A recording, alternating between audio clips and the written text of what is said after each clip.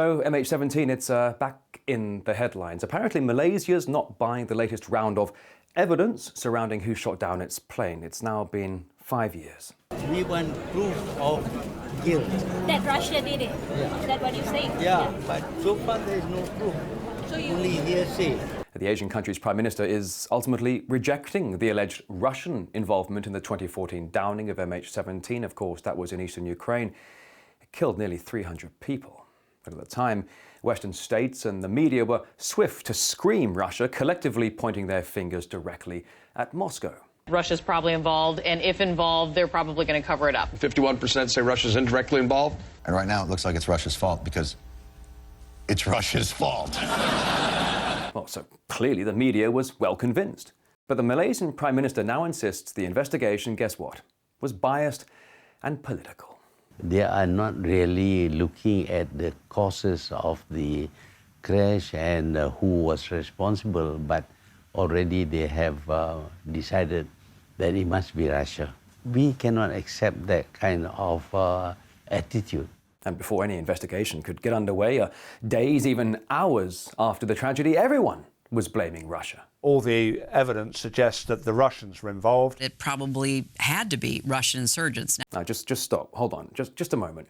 If Malaysia owns MH17, which of course it does, why has it been blocked from investigating its own black boxes? We don't know why we are excluded from the examination, but from the very beginning we see too much politics in it.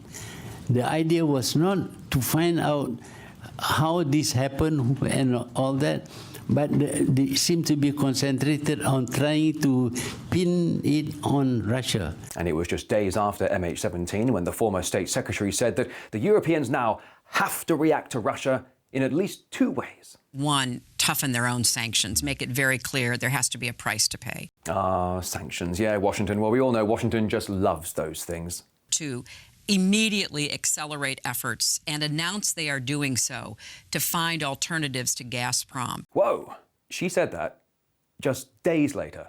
Days later. Didn't take long for good old Hillary to turn a tragedy into an opportunity. I mean, honestly, who said this whole catastrophe had been politicized? Had it been a neutral party examining and making conclusions, we are always willing to accept. But here we have parties who have some political interest in the matter. Oh yeah, that's right. Look, there are other issues that should be addressed as well. I mean, shortly after the MH17 crash, there were accusations from various news agencies that the Ukrainian State Security Service had seized the recorded tape conversations between air traffic controllers and MH17. Just what? Honestly, RIA Novosti and the BBC reported this, accusing them of snatching the tapes. But try finding that BBC article now. Good luck. It's long since been removed. Look, the US State Department, and most notably Victoria Nuland, they admitted to spending $5 billion on the Maidan coup, February 2014 in Ukraine, even walking around Maidan Square handing out sandwiches. Of course, with Warhawk buddy John McCain alongside. America is with you. I am with you. So Putin's friend Yanukovych was ousted in February, and US ally Porky Poroshenko was installed. In May, weapons flooded eastern Ukraine, where there's been a war of sorts ongoing ever since between Russian separatists and American-equipped Ukrainian soldiers. And then, of course, in July, MH17 was shot down. Look, who do you think created this mess on Russia's border? Who do you think was behind the Maidan coup? And who do you think had the most to gain from the shooting down of MH17? And who do you think has been behind the sanctions targeting Russia's economy, business partners, people, friends, and even Olympic sports stars? Because the odds are the whole mainstream narrative on MH17, Russia and its president, is more than likely just part of a plan to continue demonizing Washington's competition and/or threats. You know, Russia, China, Iran, Venezuela, Syria, I could go on and on.